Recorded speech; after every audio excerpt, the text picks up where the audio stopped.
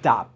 Watch this video before moving to Michigan. Here are all the things that they do not tell you about moving to Michigan, and this is the first in a series that we're doing. Subscribe so you won't miss part 2. It could be a job transfer, it could be that you're moving closer to family, or you're moving back here out of being Michigan for a while, for a couple of decades even. And as someone who's born, raised, and has lived in Southeast Michigan their whole life, I'm gonna share with you 10 things that you must know before moving here. My name is Mike Perna, I'm a local real estate agent, and we are gonna help over 800 families this year buy and sell a home, and I would be honored to get the call to help you and your family as well.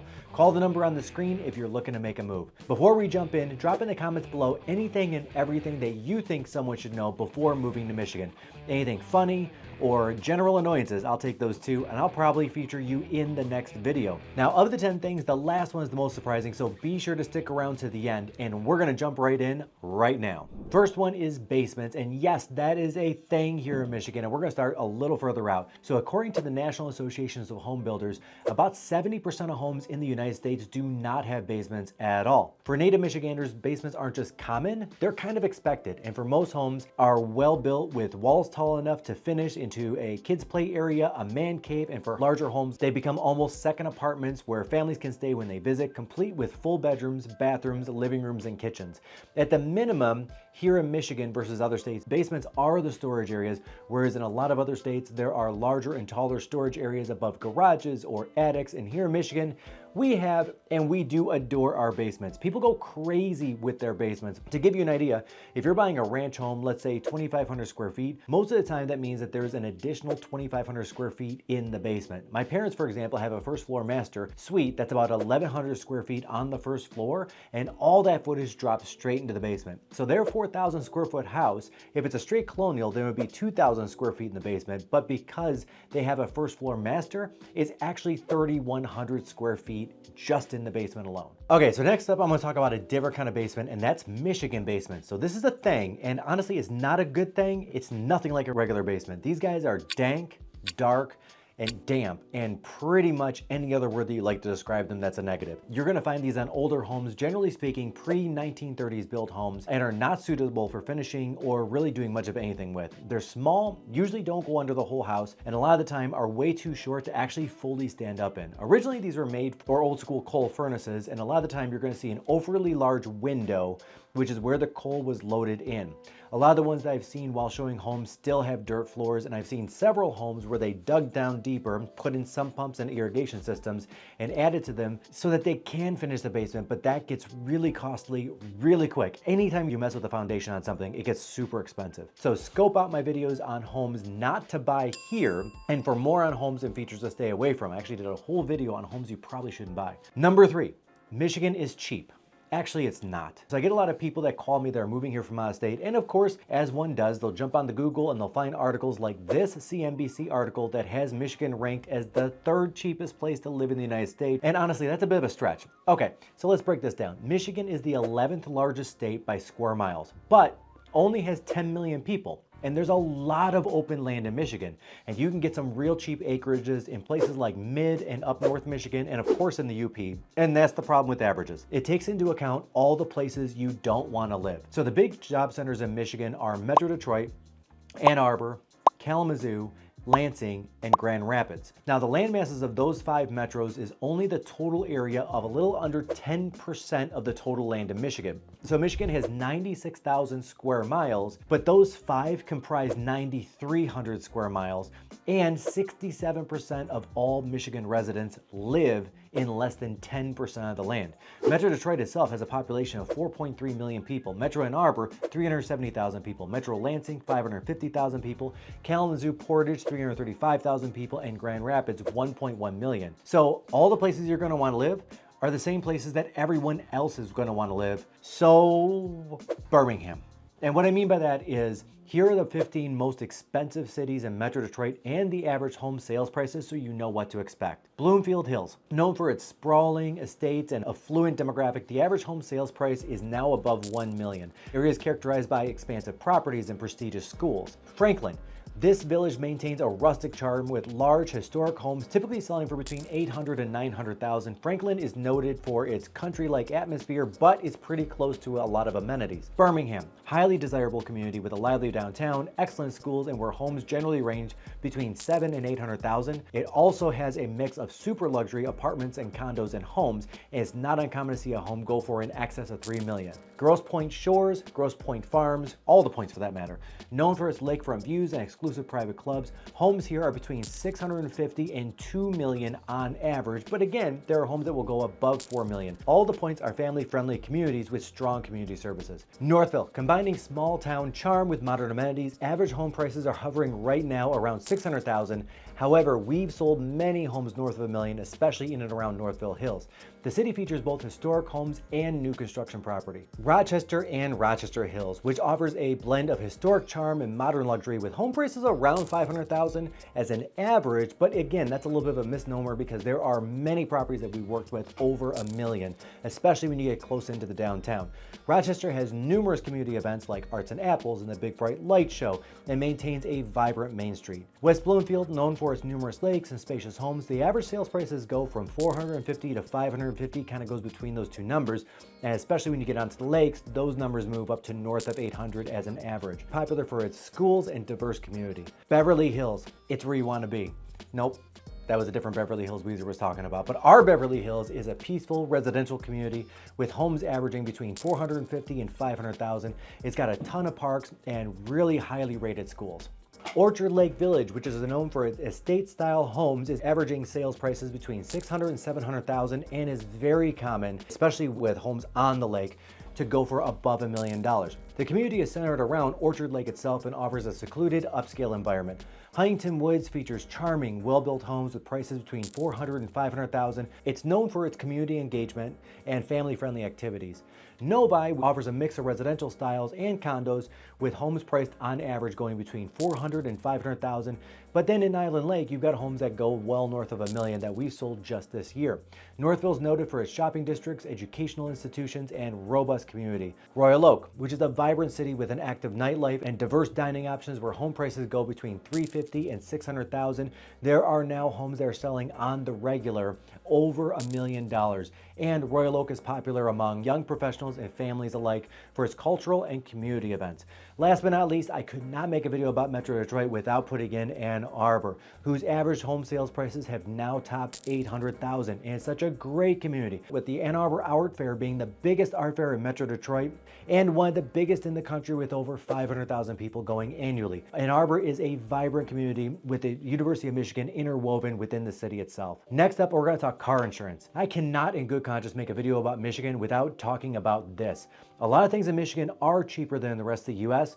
This is not one of them, my friends. This is not. Car insurance in Michigan is notoriously more expensive as compared to the national average. This higher cost is largely due to Michigan's unique no-fault auto insurance laws, which require all drivers to carry PIP or personal injury protection coverage. This coverage pays for medical expenses of the policyholder and household members if injured in an auto accident, regardless of who's at fault. The unlimited medical benefits provision, which was a part of Michigan law until recent reforms, drove premiums significantly higher. A couple of key facts. The average car insurance premium in Michigan is between $2,500 and $3,000 per year. In contrast, the national average for car insurance in the US is approximately $1,500 per year. This makes car insurance in Michigan 60 to 100% more expensive than the national average. Next up, and again, I can't do a video about Michigan without talking about up north Michigan. For my Michiganders watching the video, drop a comment below on the great debate on where up north actually starts. Towards the end of this one, I'm going to tell you where I think it starts and the generally recognized definition. So one of the things that makes Michigan amazing is in fact up north Michigan. While Metro Detroit has that urban and suburban convenience vibe going on, the ability to get out of the city to the country or to get to one of the Great Lakes in just a few hours up north is amazing. This proximity makes it easy for Metro Detroiters to enjoy a weekend getaways or day trips to popular places like Traverse City, the Sleeping Bear Dunes, and many of the quaint towns dotting the Lake Michigan shoreline. Whether it's hiking, boating, fishing, biking, or just simply relaxing in nature, the easy access access to such a diverse natural beauty is a significant perk of living in Metro Detroit, blending in the best of both urban living and outdoor escapes. Or you can go to closer places like Port Austin here, or places that I love to get to like Saugatuck or Traverse City here and here. And I hope you got your comments below on where up north starts. Is generally recognized as starting between the Zilwaukee Bridge here and ending at the Mackinac Bridge here. The UP or the Upper Peninsula is not actually considered part of up north. It is its own thing. It's pretty much its own state. My personal definition is up north, Michigan is anything north of M59. So Clarkston is like up north Michigan to me. But you know, I live in Royal Oak, so. Next up, I've got the seasons of Michigan. Okay, so we really don't have 4 seasons here in Michigan. We really only have 2, and then a really small third one. That third one really only lasts a week, so it doesn't really count, but we're gonna talk about it. So the 2 seasons we have in Michigan are construction, and then we also have non-construction season. So every summer, while the rest of the US looks for the green on trees and flowers, we look for orange cones that sprout up along the highways, and it never ends, guys. It literally never ends. If it's not 96 this year, I-75 is gonna be down for a few years. And just as that's getting back up and running, all of 696 is down to 1 or 2 lanes. It's just like that movie's, guys, what's it called? The never-ending story of Michigan. Road construction. Oh, by the way, that third one, we get about a week to 10 days transition where we go from summer through fall, and then bam, it's winter. This year, I think we only had like 6 days of actual fall weather between 50 and 65 degrees. But what we do have during that time, of course, are Michigan cider mills. Michigan has the second highest number of cider mills in the United States, with only 2 less than the state of New York. And it's a Michigan tradition to go to the cider mills and get cider and donuts. And my top places to go to are, of course, Blake's and Armada, with a full-on petting zoo, apple picking, restaurant, country store, but I totally can't leave out that they do zombie paintball. You get a paintball gun, you get on a hayride, and then you shoot actors dressed up like zombies, and this thing runs both day and night. It's so good, so much fun. Franklin Cider Mill in Franklin, Yates Cider Mill over in Rochester, Parmenter's over in Northville, and of course Waird's and Ypsilanti are all among my favorites. At least they're my go-tos every year. Leave a comment on your favorite cider mill, and I'll link below also to my blog of the best cider mills in Metro Detroit. Before we get to the next one, leave a comment below on what you think people need to know before moving to Michigan. It could be a city or town specific, your favorite thing about Michigan, or the thing that really actually make you want to leave. If I pull it for the next video, I will 100% give you credit. Don't forget to like the video if you think we're having a good time, and subscribe. And as always, I'm here for your next home purchase or sale. Okay, next up, the Motor City. And by that, I mean Detroit. A city I love and have always loved. And there's a lot of dogging Detroit around the country, and for good reason. In the past, I get it. The movie 8 Mile really did not help the image, showing broke down parts of Detroit, which are still true.